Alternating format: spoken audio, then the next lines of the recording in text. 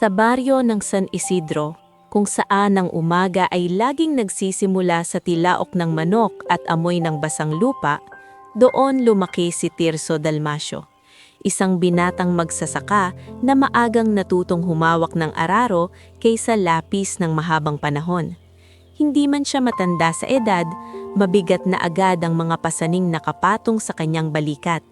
Sa murang gulang, nasaksihan niya kung paanong unti-unting humina ang katawan ng kanyang amang si Renato, isang tahimik ngunit marangal na magsasaka na buong buhay na nagsumikap para mapanatili ang maliit nilang lupa.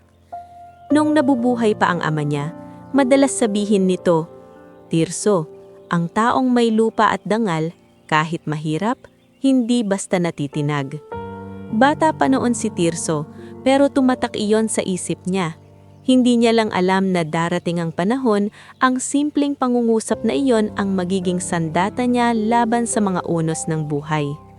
Nang pumanaw si Renato dahil sa matagal ng karamdaman, tila mas lalong lumiit ang mundo ng kanilang pamilya.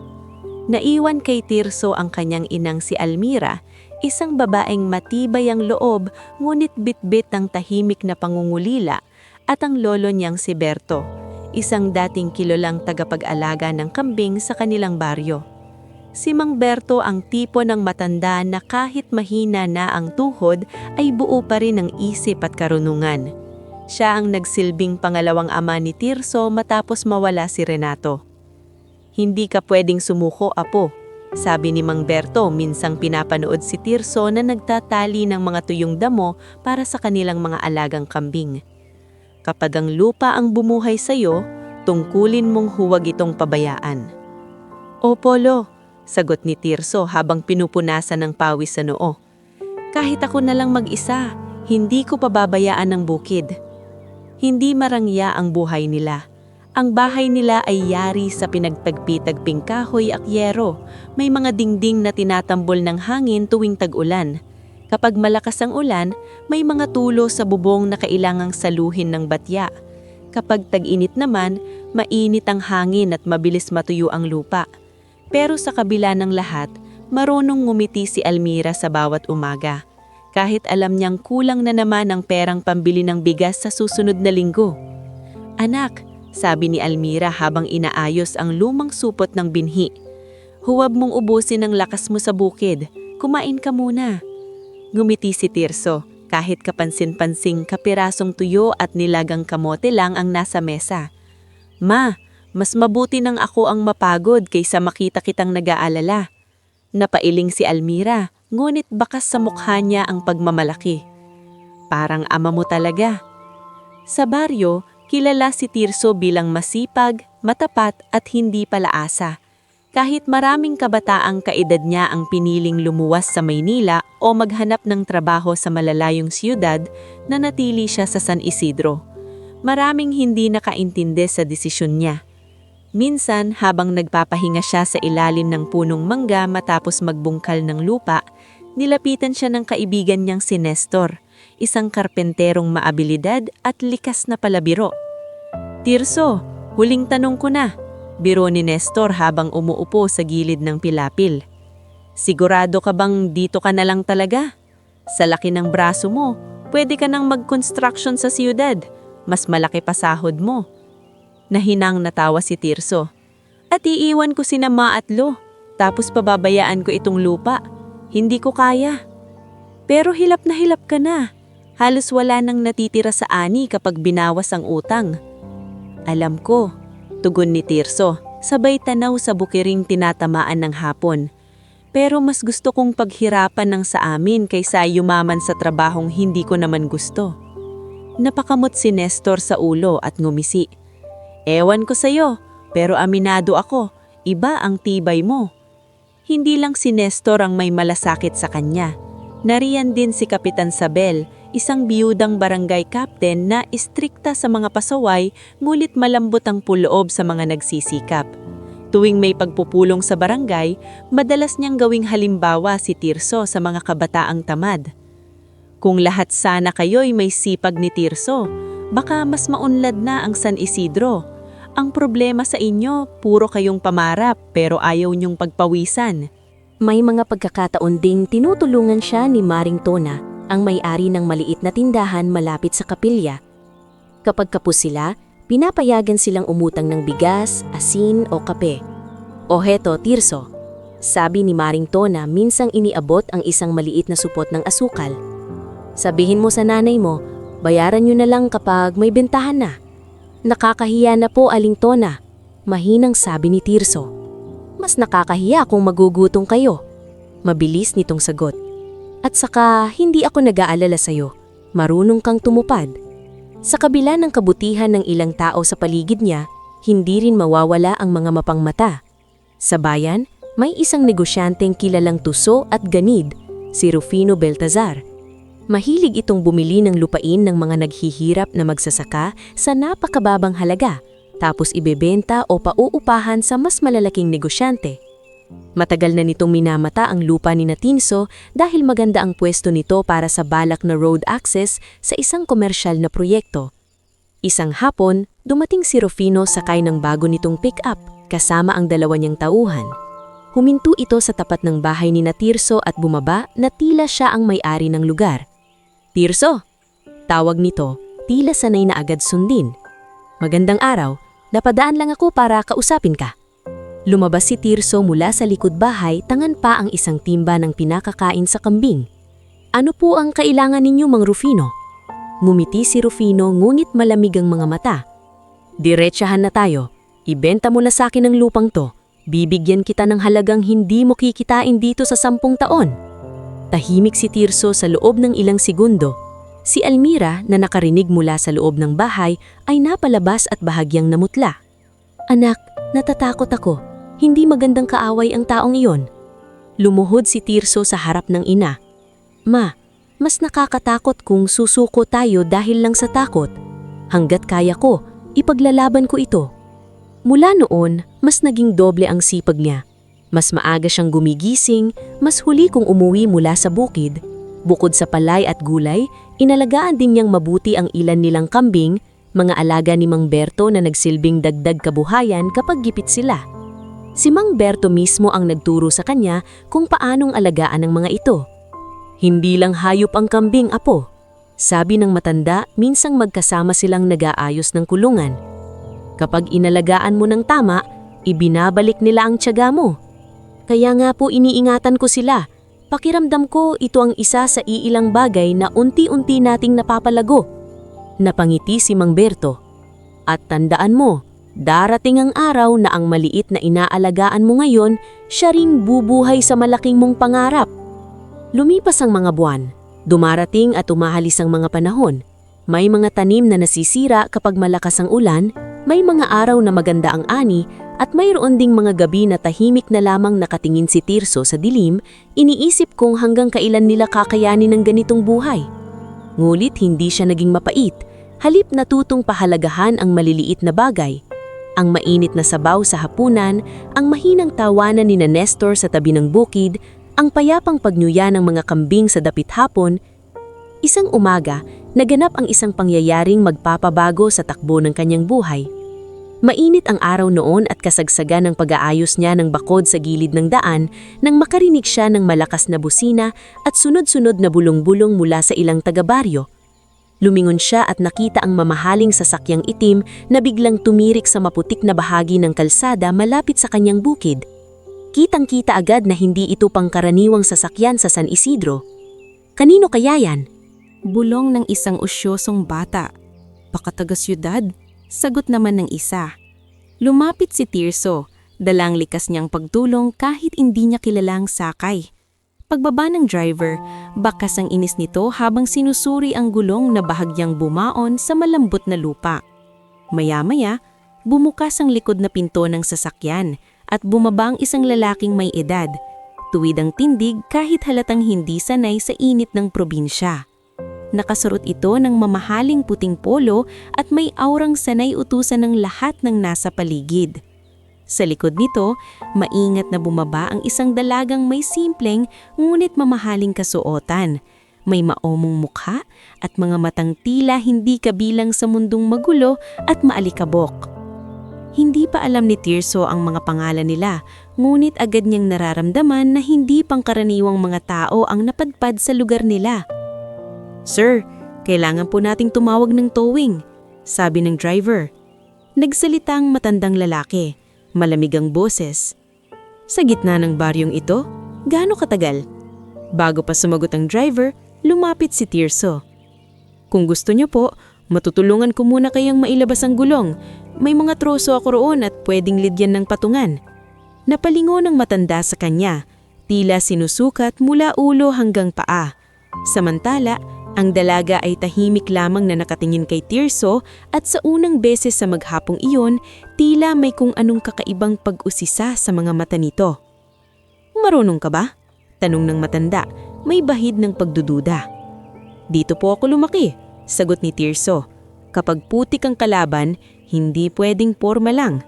Sa gilid, bahagyang napangiti ang dalaga, isang ngiting mabilis ding nawala, ngunit sapat para mapansin ni Tirso na sa likod ng pormal nitong anyo, may isang taong marunong ding matawa. At sa simpleng sandaling iyon sa isang maalikabok na bahagi ng baryo ng San Isidro, nagsimulang umikot ang kapalaran ng binatang magsasaka na matagal nang nakikipagbuno sa buhay. Hindi pa sa pag-ibig, hindi pa sa paghamon ng tadhana, kundi sa isang munting pagkakataong magtagpo ang dalawang mundong noon lang magtatama. Hindi agad nakaalis sa isip ni Tirso ang tagpong iyon sa gilid ng kalsada, ang mamahaling sasakyang lumubog sa putik, ang malamig ngunit mapanuring tinig ng matandang lalaki, at higit sa lahat, ang isang maikling ngiting sumilip sa labi ng dalagang tahimik na nakatingin sa kanya. Nang tulungan niyang mailabas ang gulong gamit ang mga troso, lubid at tulak ng ilang taga-baryo, ni hindi niya inasahang magkakaroon iyon ng puwang sa loob ng dibdib niya na hindi madaling mapapawi. Pagkatapos maiahon ang sasakyan, mabilis na inayos ng driver ang sarili at nagpasalamat ng pormal. Ngulit ang matandang lalaki ay tila hindi sanay sa simpleng utang na loob. Tinignan lamang niya si Tirso at bahagyang tumanggo. "Ano ang pangalan mo?" tanong nito. "Tirso Dalmasio po," sagot niya. "Ako si Severino Vergara," sabi ng matanda na parabang sapat na ang pangalang iyon para makilala siya ng lahat. Narinig ni Tirso ang mahinang bulungan ng ilan sa mga taga-baryo. Kilala ang pangalang Vergara kahit sa malalayong baryo. Sila ang may-ari ng malalawakang lupain, mga gusali sa bayan, at resort na pinapangarap puntahan ng karaniwang mamamayan kahit minsan lamang sa buhay. Noon lamang lubos na naunawaan ni Tirso kung bakit tila napakalayo ng dating ng mga taong nasa harap niya. Bago pa makasakay muli ang mga ito, bahagyang lumapit ang dalaga. Hindi siya agad nagsalita, ngunit nang magtagpo ang kanilang mata, may kakaibang kabaitan sa tono nito. "Salamat," mahinang niyang sabi. "Kung hindi dahil sa inyo, baka gabi na kami nakaalis dito." "Wala pong anuman," sagot ni Tirso, medyo ilang. "Tama ka," at muling sumilay ang bahagyang ngiti. "Ako ay Serafina." Pagkasabi niyon, sumakay na rin siya sa sasakyan, ngunit naiwan ng kanyang pangalan sa isip ni Tirso na tila matagal nang kilala kahit noon lamang narinig. Mula sa araw na iyon, tila naging mas tahimik ang mga gabi ni Tirso, hindi dahil nabawasan ang problema, kundi dahil nagdagdagan ng isang bagong dahilan ang kanyang pag-iisip. Habang pinapakain ng mga kambing sa dapit hapon, habang nagdidilig ng mga tanim bago sumikat ang araw, o habang umiinom ng kapeng barako sa harap ng bahay, kusang sumasagi sa isip niya ang mukha ni Serafina. Hindi iyon ang uri ng paghangga na mabilis sumiklap at mabilis ding mamatay. Mabagal iyon at dahil doon, lalo siyang natatakot. Napansin agad iyon ni Mang Berto. "Apo," sabi ng matanda isang umaga habang nag-aayos ng damo para sa kulungan, "hindi ka mapakali nitong mga nakaraang araw. May iniisip ka." Walang saysay ang magsinungaling sa taong halos lumaki sa pagbasa ng kilos niya. Napakamot sa batok si Tirso at naupo sa kahoy na bangko. "Lo, may nakilala po akong dalaga." "Ah," sabi ni Mang Berto, na tila agad na nakaunawa. "Yun ba yung galing sa coaching na na-stuck sa putik?" Napangiti ng bahagya si Tirso. "Narinig niyo po pala. Sa baryong ito, pati pagbahing ng manok nababalitaan, natatawang sabi ng matanda. Pagkatapos, unti-unti ring naging seryoso ang kanyang muka. Anak ng mayaman? Opo. May gusto ka? Tahimik na tumanggo si Tirso. Hindi agad sumagot si Mang Berto. Ilang sandali muna siyang tumingin sa mga kambing na abalang nungunguya sa damuhan. Saka siya bumuntong hininga at nagsalita ng mabagal. Parang pinipili ang mga salitang hindi basta masasayang. Walang masama sa umibig sa taong mataas ang estado. Ang masakit lang, kadalasan, hindi mundo ang kalaban mo, tao. Sa gabing iyon, ibinulong ni Tirso sa kanyang inang si Almira ang laman ng puso niya. Katulad ng inaasahan niya, hindi tuwirang sumang-ayon ng ina. Anak, sabi ni Almira habang inaayos ang hinabing banig sa sahig, hindi ko minamaliit ang damdamin mo, pero kilala mo ba talaga sila? Ang mga mayayamang pamilya, ibang klasing buhay ang mayroon. Baka mapahiya ka lang. Mas nakakahiya pong hindi maging totoo, sagot ni Tirso. Hindi ko naman balak manggulo. Gusto ko lang ipakita na malinis ang intensyon ko. Paano mo ipapakita? Tanong ni Almira, bagaman halata na sa mukha niya ang pangamba. Doon natahimik si Tirso. Marami siyang maaaring gawin. Magsulat ng liham, magdala ng bulaklak mula sa bukid, o piliting kalimutan na lamang ang lahat. Ngunit walang alinlangan na alam niyang ang uri ng panliligaw na itinuro sa kanya ng ama at lolo niya ay hindi pa dalos-dalos at hindi hungkak. Kailangan may simbolo, kailangan may patunay na handa siyang magsakripisyo.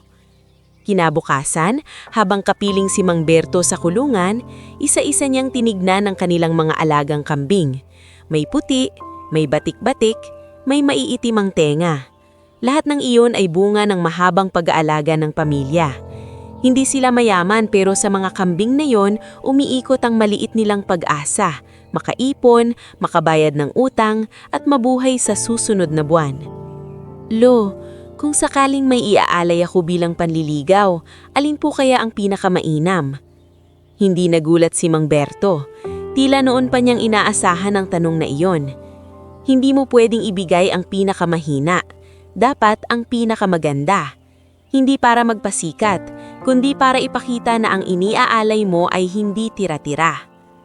Napalunok si Tirso.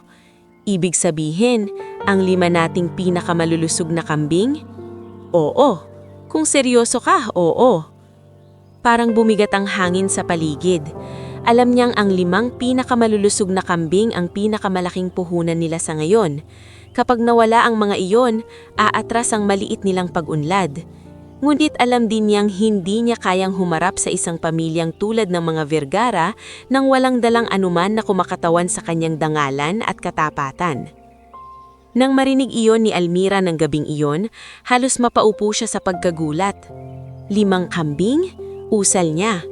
Anak, parang masyado na yan. Hindi biro ang mawawala sa atin. Alam ko po, ma, sagot ni Tirso. Mahinaon ngunit buo ang loob. Hindi ko po ito ginagawa para magmukhang mayaman. Ginagawa ko ito para hindi ako magmukhang walang paninindigan. Paano kung tawanan ka lang? Mas kaya kong tiisin ang pagtawa kaysa habang buhay na pagsisisi. Napapikit na si Almira. Bilang ina, gusto niyang pigilan ng anak, ngunit sa bawat salita nito, naririnig niya ang parehong tibay ng loob na minsang taglay ni Renato. Sa huli, wala siyang nagawa kundi mapaluha ng bahagya at hawakan ng kamay ni Tirso. Kung iyan ang pasisyon mo, anak, ipagdarasal kong huwag ka nilang yurakan. Samantala, malayo sa payak na tahanan ni Tirso, iba ang ihip ng hangin sa mansyon ng mga Vergara. Ang bahay ni Don Severino ay hindi na maituturing na simpleng tahanan. Isa iyong malawak na mansyon na may matatayog na haligi, marmol ang sahig, at mga harding laging dinidiligan ng 3 hardinero araw-araw. Sa loob nito, bawat bagay ay maayos, mamahalin, at tila walang puwang para sa anumang hindi kontrolado. Sa mismong mga araw ding iyon, abala ang buong sambahayan sa paghahanda para sa isang mahalagang pagtitipon.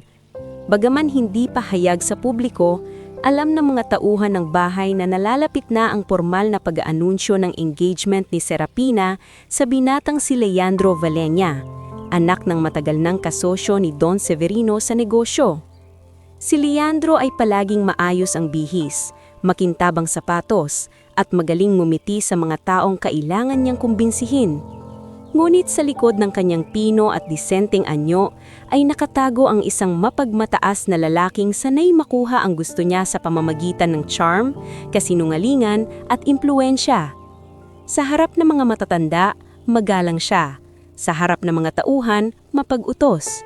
At sa harap ni Serapina, lagi siyang pakitang taong mabait, kahit halatang hindi nito gusto ang kanyang presensya.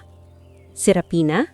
sabi ni Don Severino isang hapon habang magkatapat sila sa mahabang mesa sa silid kainan.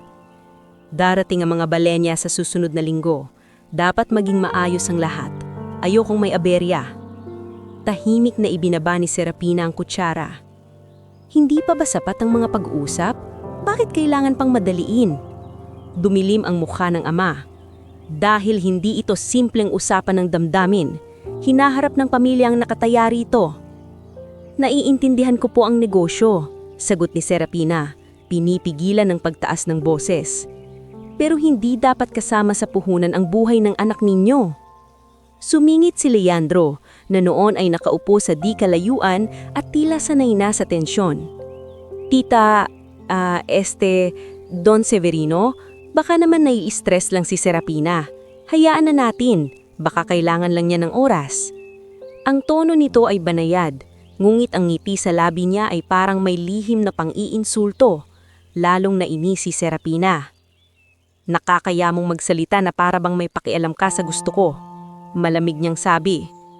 "Pakialam ko naman talaga," sagot ni Leandro, "bilang taong magiging bahagi ng buhay mo." Hindi na sumagot si Serapina. Tumayo siya at tahimik na lumabas ng silid.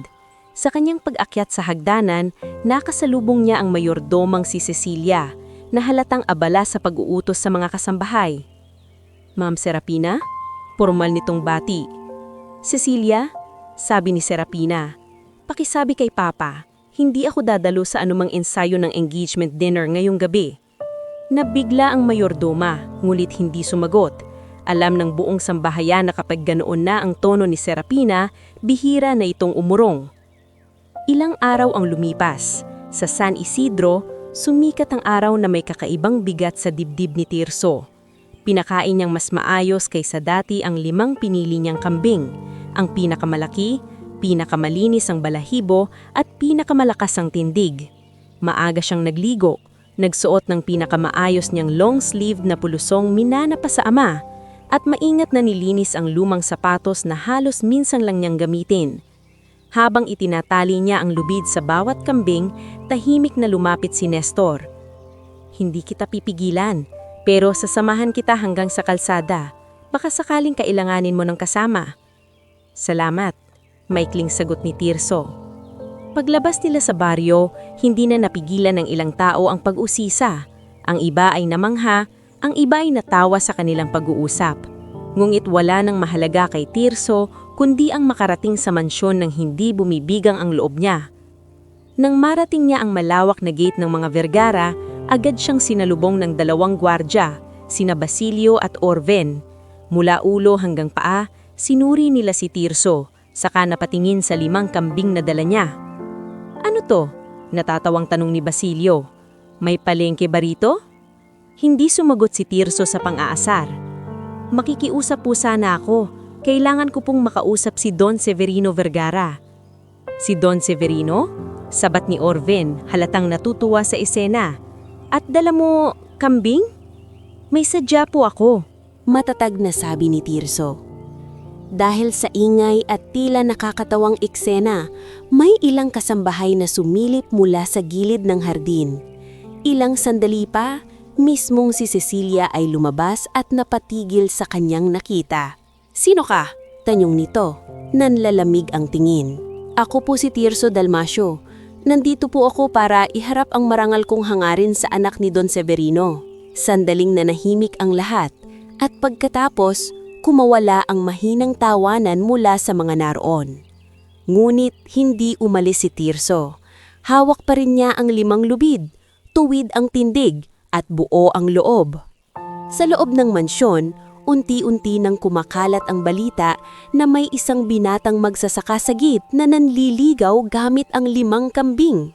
At habang papalapit ang mga yabag ng mga taong lalabas upang usisain siya, naramdaman ni Tirso na nagsisimula pa lamang ang pinakamabigat na pagsubok sa dangal niya. Nakatayo si Tirso sa harap ng malawak na gate ng mansyon ng mga Vergara, hawak ang 5 lubid na nakakabit sa mga kambing na siya mismo ang nagpalaki, nag-alaga at iningatan na parang bahagi ng kanilang kabuhayan at pangalan. Sa paligid niya, parami ng parami ang mga matang nakatingin, mga kasambahay na palihim na sumisilip, mga gwardyang hindi maitago ang pangungutya, at maging ilang tauhan sa hardin na huminto sa trabaho para lamang tunghayan ang tila katawa-tawang eksenang iyon. "Hindi ka ba nahihiya?" tanong ni Cecilia, ang mataray na mayordoma, habang nakapamaywang at matalim ang tingin kay Tirso. "Mansyon ito, hindi palengke." Hindi natinag si Tirso. Bagaman naririnig niya ang mahinang tawanan sa paligid, mas pinili niyang ayusin ang tindig at pigilin ang kaba sa dibdib. Ramdam niyang kahit anong bahagyang pagyanig ng boses niya ay gagamitin ng mga naroon laban sa kanya. "Nandito po ako hindi para manggulo." Mahinaon, ngunit buo niyang sagot. "Nandito ako para magpakilala ng maayos at iharap ang aking hangarin." Si Basilio, ang isa sa mga gwardiya, ay napailing at napangisi. "Anong hangarin? Ligawan ng anak ng amo gamit ang kambing? Kung mayroong kang sadya, iwan mo na lang sa sulat. Hindi pwedeng kumusino-sino na lang ang nagpapapasok dito." Bago pa muling makasagot si Tirso, narinig ang mabibigat at mabilis na yamag mula sa pangunahing pintuan ng mansyon. Isa-isang lumabas ang ilang kasambahay, saka sinundan ng 2 lalaking nakapormal na damit na halatang mula sa opisina sa loob ng bahay.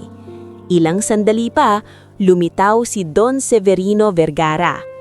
Kahit nasa labas at tirik ang araw, nananatiling matikas ang matanda. Nakaayos ang buhok, matalim ang tingin, at halatang hindi sanay na may sino mang sumusubok na guluhin ang ayos ng kanyang tahanan. Nang makita niya si Tirso at ang 5 kambing, tila nanikip ang kanyang mukha sa halo-halong pagkainis at hindi makapaniwalang pagkadismaya. "Ikaw," malamig niyang sabi, "ikaw ang tumulong noon sa kalsada." "Opo, ako po si Tirso Dalmasio." "Huwag mo nang ulitin, alam ko ang pangalan mo." Sumulyap si Don Severino sa mga kambing at muli kay Tirso. "Ngayon, ipaliwanag mo kung bakit ka narito."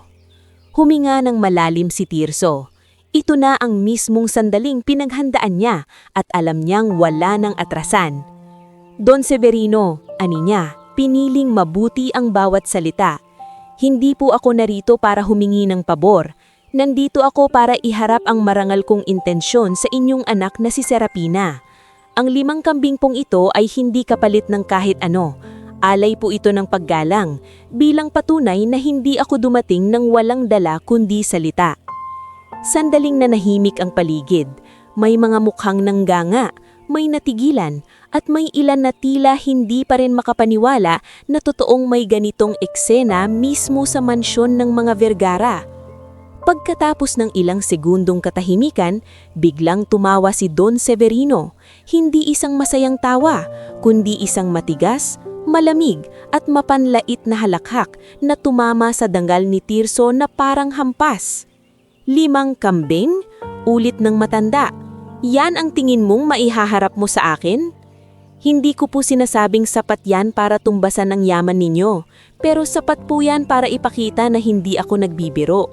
Mas lalong tumalim ang mga mata ni Don Severino. "Makinig kang mabuti. Ang anak ko ay hindi simpleng dalagang pwedeng lapitan ng kung sinong nagdala ng alagang hayop at lakas ng loob. Lumaki siya sa mundong hindi mo kayang abutin kahit ubusin mo pang buhay mo sa pagbubungkal ng lupa." Ramdam ni Tirso ang init sa kanyang leeg, hindi dahil gusto niyang lumaban ng walang galang, kundi dahil alam niyang bawat salita ng matanda ay may intensyong iparamdam sa kanya kung gaano siya kababa sa paningin nito, ngulit pinili pa rin niyang pigilan ang sarili. "Hindi ko po minamaliit ang agwat ng buhay namin," sagot niya. Pero hindi rin po dapat minamaliit ang intensyon ng taong marangal ang pakay. Marangal? Singit ng isang boses mula sa likuran. Lumingon ang lahat at doon nakita si Leandro Valleña, bagong dating at halatang naaliw sa iskandalong kanyang nadatnan. Nakaayos ito, mabango at may niting may halong aliw at paghamak. "Don Severino?" sabi ni Leandro habang bumababa sa hagdan. "Mukhang napaaga yata ang entertainment ninyo ngayong araw." Nagkatawanan ng ilang kasambahay, lalo na nang mapatingin muli sila sa 5 kambing na tila lalo pang naging katawa-tawa sa harap ng makintab na sapatos at mamahaling kasuotan ni Leandro. Lumapit si Leandro kay Tirso at inikot ito ng tingin. "Ikaw bang sinasabi nilang magsasaka? Matapang ka rin. Hindi lahat kayang pumasok dito at magpanggap na karapat-dapat." Hindi sumagot si Tirso. Alam niyang ang anumang padalos-dalos na kilos ay lalo lamang magpapalala sa sitwasyon. "Ano ba talagang inaasahan mo?" dugtong ni Leandro. "Na mapapahanga mo ang pamilya Vergara dahil dinalhan mo sila ng baka susunod manok naman?" May muling kumawala na tawanan. Sa gilid, si Cecilia ay hindi na rin halos maitago ang panlalait, habang sina Basilio at Orven ay tuwang-tumang pinapanood ang nangyayari. Ngulit sa kabila ng lahat, hindi bumitaw si Tirso sa mga lubid, hindi siya umurong, hindi rin siya nagtaas ng boses, mas lalo lamang siyang tumayo ng tuwid na para bang ayaw niyang ipakita sa sinuman na nasasaktan siya sa mga naririnig. "Narito ako," mariin niyang sabi, "dahil pinili kong humarap ng maayos.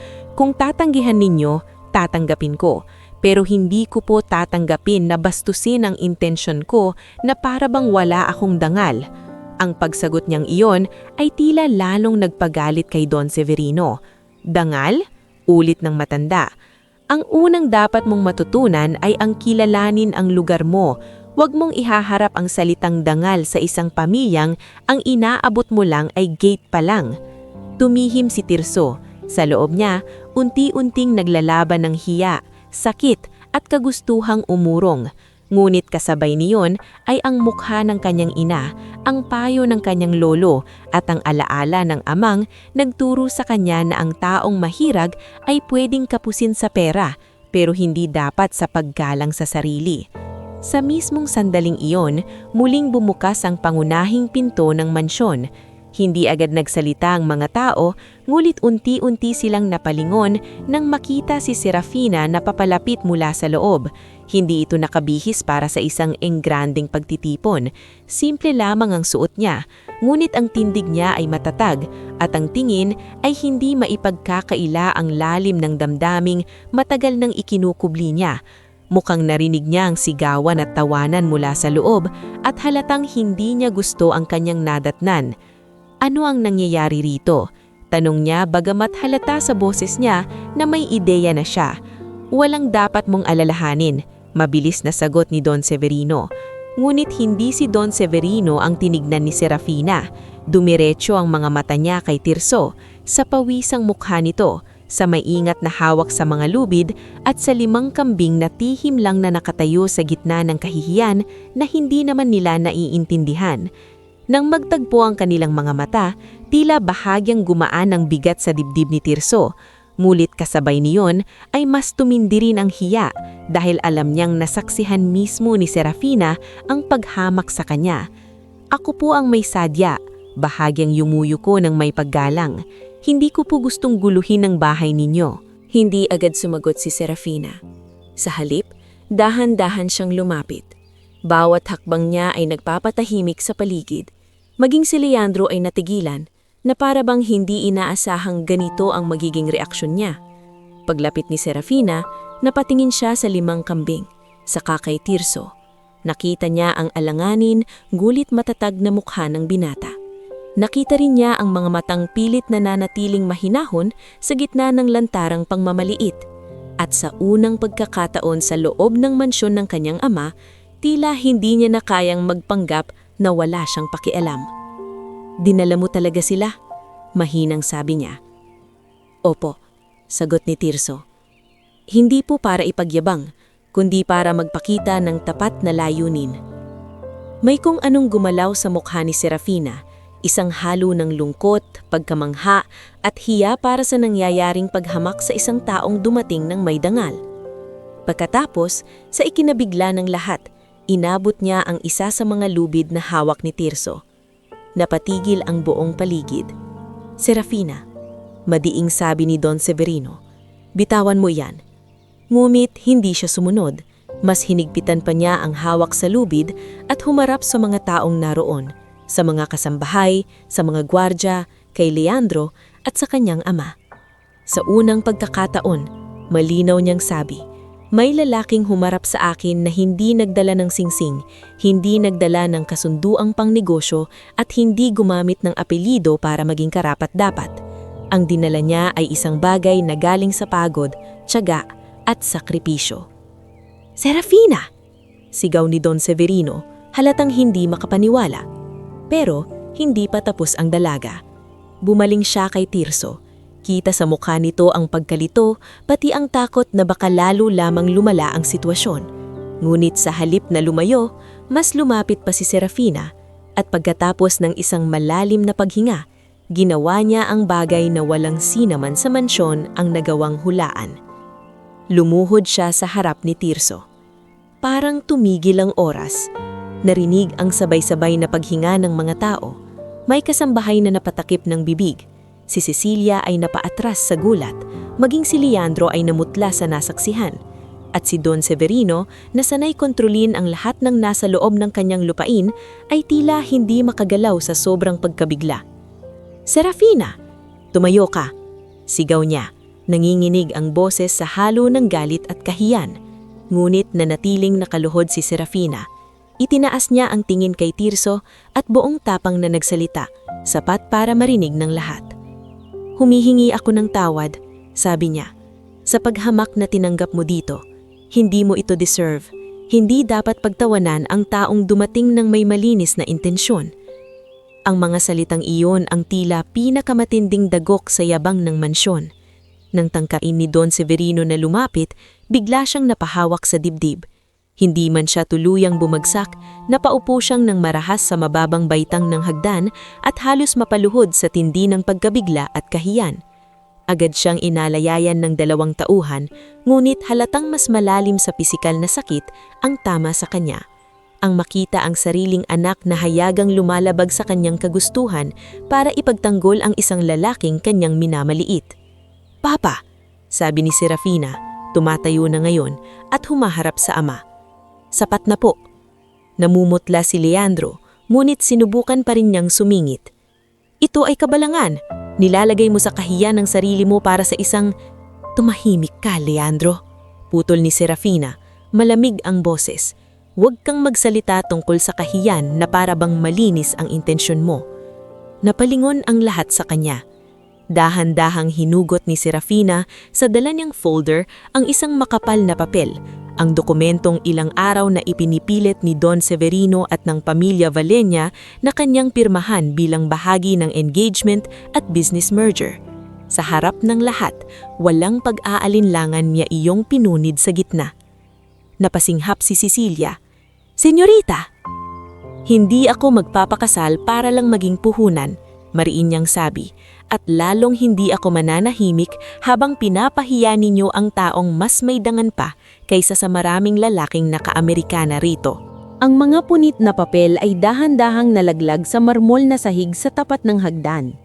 At sa tunog pa lamang noon, malinaw na sa lahat na hindi nababalik sa dating ayos ang buhay sa loob ng mansyon ng mga Vergara. Ang 5 kambing na minsang pinagtawanan ay naging saksi sa sandaling unang pumutok ang lamat sa pamilyang sanay magkubli ng katotohanan sa likod ng kayamanan at pangalan. Ang tunog ng napunit na kasunduan ay tila mas matalim pa kaysa anumang sigaw na maaaring umalingaw-ngaw sa loob ng mansyon ng mga Vergara. Sa sahig na marmol, dahan-dahang bumagsak ang mga piraso ng papel na para bang kasama nilang nahuhulog ang mahabang panahong kontrol ni Don Severino sa buhay ng kanyang anak. Nanatiling hawak ni Tirso ang mga lubid ng 5 kambing, ngulit sa mismong sandaling iyon, pakiramdam niya ay hindi na lamang siyang simpleng binatang magsasakang naglakas loob na manligaw. Hindi na rin iyon basta panliligaw, isa na iyong mitya ng isang mas mabigat na sigalot. Namumutla si Don Severino, nakahawak pa rin sa dibdib habang inaalalayan ng 2 tauhan. Mabilis na lumapit si Cecilia, nanginginig ang boses. "Sir, maupo po muna kayo, tatawag ako ng doktor." "Hindi," putol ni Don Severino kahit hirap ang paghinga. "Walang doktor, walang lalabas na balita tungkol dito, naiintindihan mo ba?" "Opo sir," agad na sagot ni Cecilia kahit halata sa mukha nitong gulong-gulo pa rin siya sa nangyari. Samantala, si Leandro ay hindi na maitago ang galit sa likod ng kanyang makinis na ngiti. Yumuko siya para damputin ang isa sa mga punit na bahagi ng dokumento saka tumingala kay Serafina. "Pinahiya mo ako," mariin niyang sabi, "sa harap ng lahat." Tinitigan lamang siya ni Serafina, malamig at hindi natinag. "Mas mabuting mapahiya ka ngayon kaysa habang buhay kong pagbayaran ang isang kasunduang hindi ko naman gusto." "Hindi mo alam ang sinisira mo," bulyaw ni Leandro na palakas ang boses. "Hindi lang ito tungkol sa kasal." "Alam ko," sagot ni Serafina, "at yun mismo ang problema." Bago pa muling makasagot si Leandro, isang boses ang sumingit mula sa likuran. Si Gavino iyon, ang tahimik na family driver na noon pa man ay bihirang magsalita maliban kung inuutusan. Nakatayo siya sa may gilid ng pintuan, tila kanina pang pinakikiramdaman kung kailan siya dapat magsalita. "Sir," maingat ngulit malinaw niyang sabi kay Don Severino, "may mga bagay pong dapat na kayong malaman, hindi na po ito pwedeng itago." Agad siyang pinandilatan ni Leandro. "Anong ibig mong sabihin?" Ngulit hindi si Leandro ang hinarap ni Gavino. Dumiretso ang tingin niya kay Don Severino. "Matagal ko na pong nakikitang pinupuntahan ni Ginoong Leandro si Ginoong Rufino Baltazar, hindi iisang beses at hindi lang simpleng pag-uusap ang ginagawa nila." Nag-iba ang ihip ng hangin sa paligid, naging mas mabigat ang katahimikan. Napakunot noo si Don Severino. "Rufino Baltazar? Anong kinalaman noon dito?" Tumingin si Gavino sandali kay Serafina na para bang humihingi ng pahintulot na ituloy ang alam niyang magpapayanig sa bahay. Nang maramdamang hindi siya pipigilan, nagsalita siya ng diretsyo. "May mga usakan po silang tungkol sa mga lupa sa San Isidro at sa mga karatig baryo. Narinig ko pong ilang beses na balak nilang gipitin ang mga magsasaka para mapilitang magbenta. Kapag nabili ng mura, saka iyon ililipat sa expansion project na nakapangalan sa isa sa mga kumpanya ninyo." Parang bumagsak ang mukha ni Don Severino. "Kasalanan mo ang mga sinasabi mo kapag hindi yan totoo," malamig na banta ni Leandro. "Kung hindi totoo, kapag hindi totoo, bakit ninyo pong pinagbawalang bumaba sa sasakyan noong gabing nag-usap kayo sa lumang warehouse sa bayan at bakit ninyo sinabing mas madaling yumaman kapag gutom ang mga magsasaka?" Halos mawalan ng kulay ang mukha ni Leandro. Sa unang pagkakataon mula nung nagsimula ang gulo, nabura ang kanyang kumpiyansa na tila wala siyang hindi kayang lusutan. Si Tirso na kanina pang tahimik ay unti-unting nakaunawa ng bigat ng naririnig niya. Ang pangalang Rufino ay hindi bago sa kanya. Iyon ang lalaking matagal nang sumisingsing sa paligid ng kanilang lupa at ngayoy malinaw na hindi lang ang pamilya niya ang target. "Sir," maingat na singit ni Tirso, kahit halatang hindi komportable magsalita sa gitna ng tensyon. "Kung totoo po ang sinasabi niya, baka kaya po hindi lang kami ang nilapitan ni Mang Rufino. May iba na rin pong magsasaka sa amin na napilitang magbenta dahil sa takot." Napatingin sa kanya si Don Severino. Ibang-iba na ang tingin ng matanda ngayon kumpara kanina.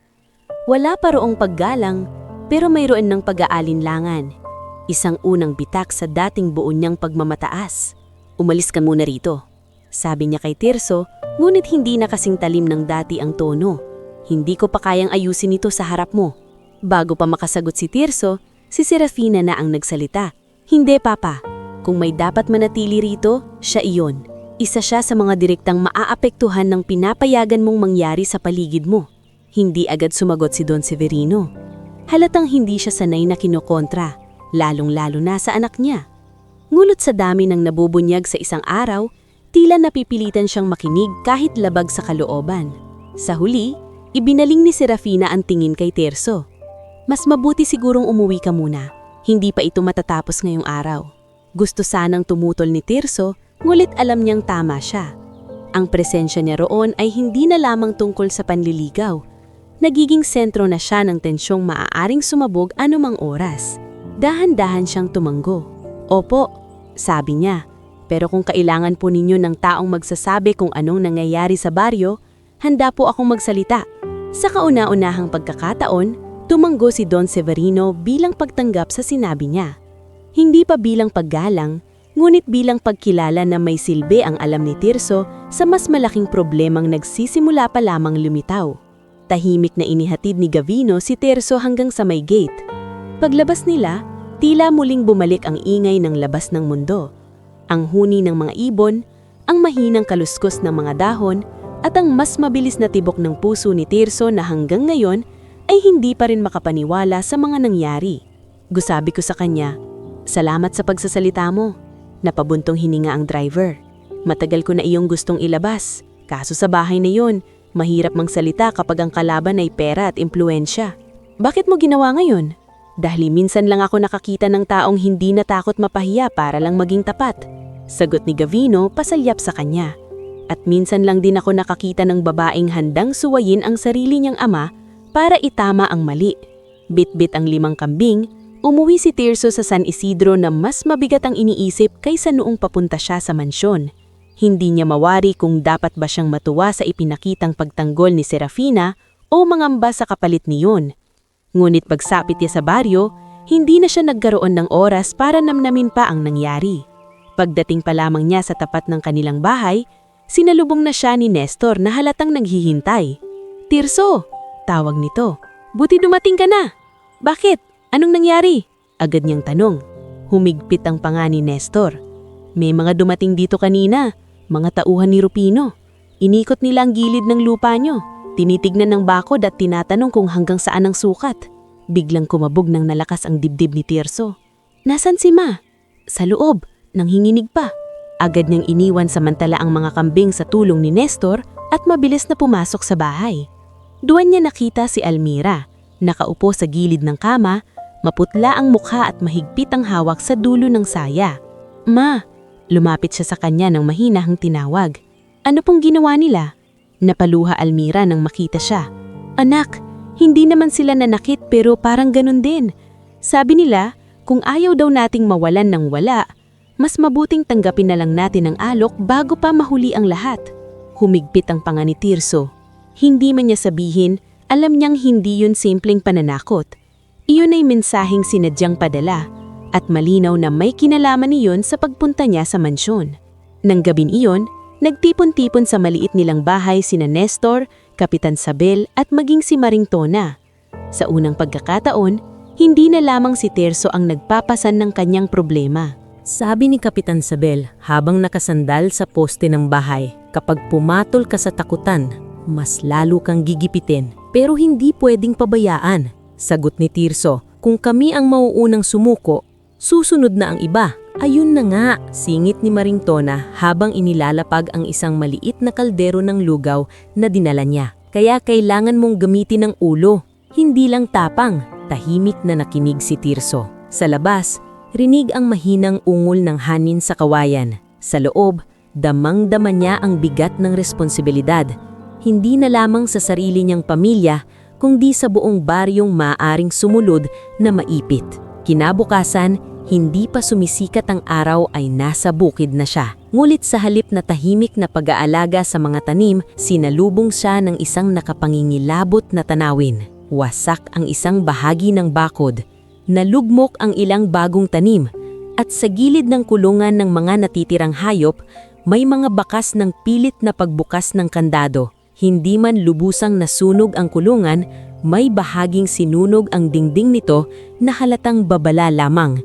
Hindi pa ganap na pagwasak, pero sapat para iparamdam na kaya nila. Mga demonyo, bulong ni Nestor, na sumunod sa kanya pagkakita sa pinsala. Napayuko si Tirso at hinawakan ang sirang kahoy. Sa dibdib niya, sumisiksik ang galit na matagal niyang pinipigil. Ngunit sa halip na sumigaw, dahan-dahan siyang tumayo at huminga ng malalim. Hinding-hindi ako papayag, mariin niyang sabi. Anong gagawin natin? Tanong ni Nestor. Bago pa makasagot si Tirso, dumating si Kapitan Sabel kasama ang 2 pang kalalakihan sa baryo. Sinundan sila ni Maringtona na may dalang mga pako at tali. Maya-maya, lumitaw rin ang ilan pang kapitbahay. Si Mang Elmo na may dalang martilyo, si Aling Belen na may dalang pagkain, at maging ang 2 binatilyong madalas sermonan ng kapitan ay dumating para tumulong sa pagbubuhat ng kahoy. Akala mo ba hahayaan ka naming mag-isa? Sabi ni Kapitan Sabel, halos pasigaw sa kanyang natural na boses. Kapag ang isa sa atin ang tinatakot, dapat lahat tayo ang tumitindig. Napalingon si Tirso sa paligid. Isa-isa niyang nakita ang mga taong dati saksi lang sa mga pakikibakan niya, ngunit ngayoy kusang dumarating para makiisa. Sa gitna ng paninina, doon niya unang naramdaman na ang laban niya ay nagsisimulang maging laban ng komunidad. Habang inaayos nila ang bakod at pinapalitan ang nasirang bahagi ng kulungan, isang lumang sasakyan ang huminto sa may kalsada. Lahat ay napalingon, handang magduda na baka tauhan na naman ni Rufino. Ngunit nang bumukas ang pinto, bumaba si Gavino. May dala akong mensahe, sabi nito, seryoso ang mukha. Ipinatatawag ka ni Senyorita Serafina sa bayan bukas. May ipapakita raw siyang mga papeles. At ayon kay Don Severino, gusto kanyang marinig. Natahimik ang lahat. Hindi pa yon paglihingi ng tawad. Hindi pa yon hustisya. Ngulit iyon ang unang malinaw na senyales na ang mga lihim na nakabaon sa mga kasunduan ng mayayaman ay nagsisimula ng mahukay. At habang nakatayo si Tirso sa gitna ng wasak ngulit muling binubuong bahagi ng kanyang bukid, naunawaan niyang ang kahihiyang dinanas niya sa mansyon ay hindi pala katapusan ng kanyang dangal. Iyon pala ang simula ng mas mabigat ngunit mas makabuluhang laban. Kinabukasan, hindi agad pumasok sa isip ni Tirso ang pagod ng magdamhang pagkukumpunsay sa bakod at kulungan. Ang paulit-ulit na umiikot sa kanyang isipan ay ang huling sinabi ni Gavino, na gusto siyang marinig ni Don Severino. Sa loob lamang ng ilang araw, napakalayo na nang inabot ng mga pangyayari mula sa simpleng pagdadala niya ng 5 kambing sa mansyon. Noon, handa na siyang tanggapin ang pagtanggi at paghamak. Pero ngayon, tila ang mismong pamilyang akala niyang hindi kailanmang titingin sa isang tulad niya ay napipilitang harapin ang katotohanang matagal nilang hindi pinansin. Maaga siyang nagbihis, ngunit bago siya tuluyang umalis, nilapitan muna siya ni Almira sa harap ng bahay. Tahimik ang umaga sa San Isidro, at tanging kaluskos ng mga dahon at malayong tilaop ng manok ang maririnig. Anak, sabi ng ina habang inaayos ang kwelyo ng suot niyang polo, mag-iingat ka. Hindi dahil tinatawag ka nila ay ibig sabihing ligtas ka na. Naiintindihan ko po, ma. Sagot ni Tirso. Hindi ako aasa. Makikinig lang ako at magsasabi ng totoo. Mula sa may gilid, nakaupo si Mang Berto sa bangkong kahoy at pinanonood sila. Bagamang ramdam na ang bigat ng edad sa kanyang katawan, malinaw at matatag pa rin ang kanyang tinig. Tandaan mo, apo, sabi ng matanda. Kapag pinapasok ka na sa usapan ng mga makapangyarihan, huwag kang matutoksong kalimutan kung sino ka. Hindi ka pupunta roon para yumuko. Pupunta ka roon para tumayo. Tumango si Tirso at hinalikan ng kamay ng lolo. Ilang sandali pa, dumating si Nestor na siya ring nagpumilit na samahan siya hanggang bayan. Hindi ako sasama sa loob, sabi ni Nestor habang naglalakad sila sa gilid ng kalsada. Pero mas panatag ako kung may kasama kang makarating doon. Salamat, maikling sagot ni Tirso. Pagdating nila sa lumang gusali sa bayan na ginagamit minsan bilang legal office ng mga Vergara, naroon na si Gavino. Hindi naman siya nang pinili nilang tagpuan, marahil upang maiwasan ng chismis at para ring hindi magmukhang isang eksenang pang-iskandalo muli ang pag-usap. Doon pa lamang, naramdaman ni Tirso na may gusto talagang ibang ayusin si Serapina. Pagpasok niya sa loob, agad niyang nakita si Serapina na nakaupo sa mahabang mesa, kasama ang isang babaeng nakasalamin at maayos ang tindig. Katabi nila sa di kalayuan ay si Don Severino. Hindi na ito ang matandang puno ng yabang na humarap sa kanya sa gate ng mansyon. Maayos pa rin ang postura, ngunit may halatang bigat sa mukha. parang ilang gabi nang hindi mapalagay. "Tirso," sabi ni Serafina, tumatayo. "Salamat at pumunta ka. Kung tungkol po ito sa mga nangyari sa baryo, dapat lang pong nandito ako," tugon niya. Lumapit ang babaeng nakasalamin at ilahad ang kamay. "Ako si Avelyn Roxas, kaibigan ako ni Serafina at abogado. Ako ang tumitingin ngayon sa ilang dokumentong may kinalaman sa mga lupang pinagtatangkaang bilhin sa San Isidro." Nagkatinginan sina Tirso at Avelyn at agad niyang naramdaman na seryoso ang babae. Hindi ito tulad ng mga taong magaling magsalita ngunit walang pakialam sa epekto ng kanilang ginagawa. Sa ibabaw ng mesa ay may mga papel, mapa, photocopy ng mga titulo at ilang listahan ng mga pangalan. Habang binubuklat ni Avelyn ang mga ito, ipinaliwanag niya ang nakalap nilang impormasyon. Sa nakaraang ilang buwan, may serya ng mga pagbili ng lupa sa San Isidro at Karatig Baryo. Sa unang tingin, legal. Pero nang sinuri namin, iisang grupo lang ng mga tao ang nasa likod. Mga dummy buyer na konektado sa isang holding company na may indirect ties sa proyekto ng mga Vergara. Napakunot noo si Tirso. Ibig sabihin, ginagamit ang pangalan nila para makabili ng lupa? "Hindi lang iyon," sagot ni Serafina. "Mukhang may mga peking pressure tactics na ginagawa sa mga may-ari para mapilitang magbenta sa mababang halaga." Tahimik si Don Severino, ngunit nang magsalita siya, dama ni Tirso ang bigat na boses nito. "Hindi ko pinahintulutan ng paraang iyon.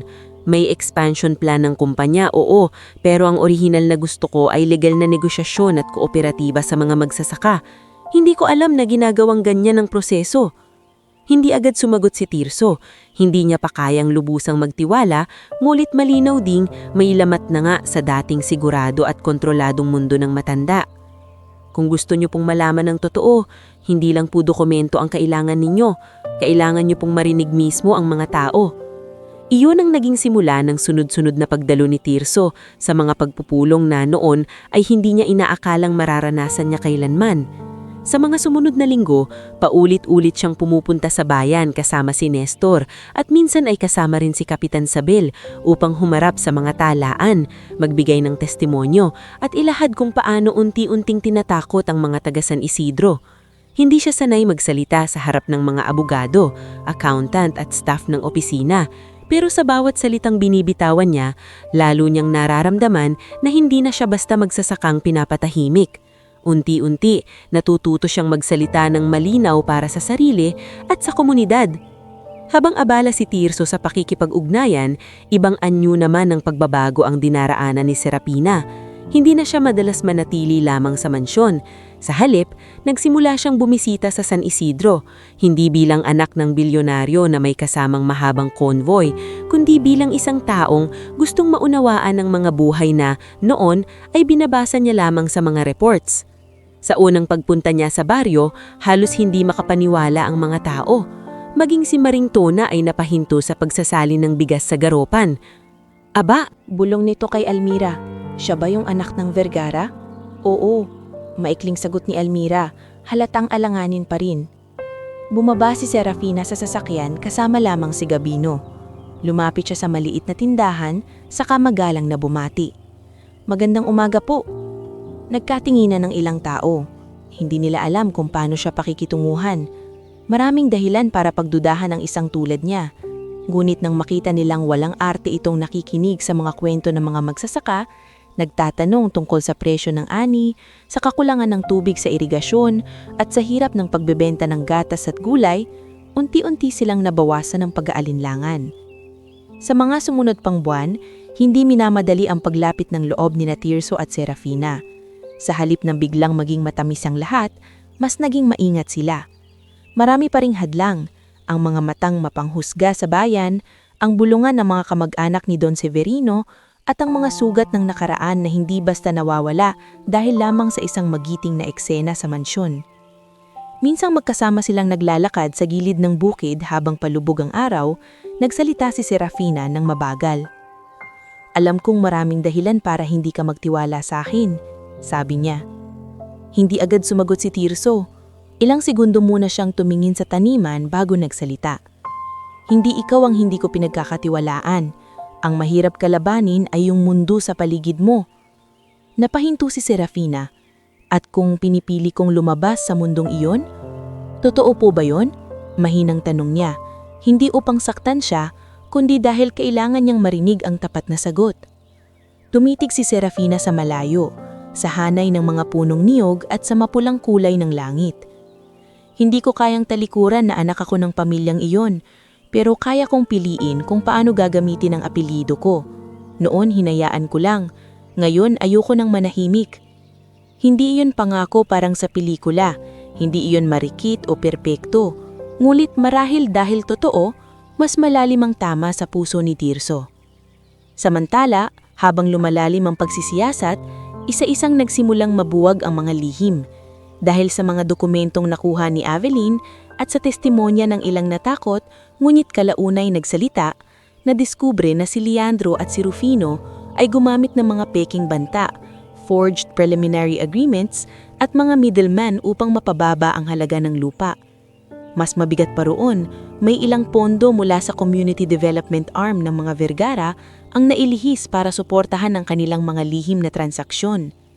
Nang mabalitaan ni Leandro na malapit nang magkaroon ng formal na kaso laban sa kanya, nagtangka itong tumakas dala ang ilang orihinal na papeles mula sa isang bodega sa bayan. Ngulit hindi na siya nakaabot sa malayo. Nakatanggap ng impormasyon si Aveline mula sa isang taong matagal nang nanahimik, si Elpidio, isa sa dating tauhan ni Rufino na ilang beses inutusan para manakot ng mga magsasaka. Nagsisisi na ako, sabi ni Elpidio sa harap ni na Aveline, Kapitan Sabel at 2 pulis. Nung una, akala ko trabaho lang, pero nang makita kong pati mga matatanda at biyuda tinatakot na namin, hindi ko na kaya, hindi ko na gustong madagdagan pa. Sa tulong ng kanyang pahayag, natunto ng pinagtataguan ni Leandro at naaresto ito kasama ang bahagi ng mga dokumentong matagal nitong tinatago. Samantala, si Rufino naman ay sinubukang magmatigas nung una, ngunit nang magsimulang magsalita ang ilang taong dating niyang binabayaran, unti-unti ring gumuho ang kanyang impluensya sa bayan. Hindi man iyon agarang hustisya, sapat iyon para magbago ang ihip ng hangin. Ang mga magsasaka dating isa-isang tinatakot ay nagsimulang mag-usap, magtipon at magbahagi ng impormasyon. Hindi na sila madaling mapaghiwa-hiwalay. Sa gitna ng lahat ito, isang malaking pasya ang ginawa ni Don Severino. Isang hapon, ipinatawag niya sina Tirso, Serafina, Aveline, Kapitan Sabel at ilang kinatauto ng mga magsasaka sa lumang bulwang ng pamilya sa bayan. Nang tumayo siya sa harap nila, wala na ang dati niyang tikas na nakatutulig. Nandun pa rin ang otoridad, pero halatang pinipilit nitong mumla sa pananggutan, hindi sa kayabangan. Matagal akong naniwala na sapat ang intensyon basta ako ang may hawak ng kapangyarihan. Mali ako. Ang masama, masyado akong naging kumpiyansa kaya hindi ko nakita kung paano ginagamit ng iba ang pangalan ko para sa pansariling kasakiman. Tahimik ang lahat. Hindi sanay ang mga taong iyon na marinig ang matandang umamin na may kakulangan. Babalik natin ang tamang proseso. Walang sapilitang bintahan, walang pananakot. At mula ngayon, sisimula ng isang bagong programa, isang kooperatiba para sa mga magsasaka na dating binabaliwala lang ng sistema. Napatingin si Tirso kay Serafina. Hindi siya ngumiti ng malaki. Sa halip, may tahimik lamang na paghinga ng ginhawa sa pagitan nila. Pareho nilang alam na hindi ito wakas. Marami pang pagdadaanan, pero malinaw na may nabago na hindi na basta maibabalik sa dati. Pagkalipas ng mga buwan, nagsimulang mabuo ang plano para sa kooperatibang pang-ani at pag-aalaga ng kambing. Dito unang nakita ni Tirso na ang 5 kambing na minsang pinagtawanan sa harap ng mansyon ay tila naging simbolo ng isang bagong direksyon. Hindi man iyon himala, naging paalala iyon na minsan, ang bagay na minamaliit na mga mayayaman ay ang siyang pinagmumulan ng pinakamatibay na pagbabago. At sa bawat pagpupulong, sa bawat pasita ni Serafina sa baryo, sa bawat amin ng kakulangan ni Don Severino, unti-unting nabubuo ang panibagong yugto ng kanilang buhay. Hindi na umiikot sa kahihiyan ng lumang eksena sa gate, kundi sa mas mabigat at mas marangal na layuning itayo mula sa pagkawasak ang isang mundong mas matais para sa mga taong matagal nang pinatahimik.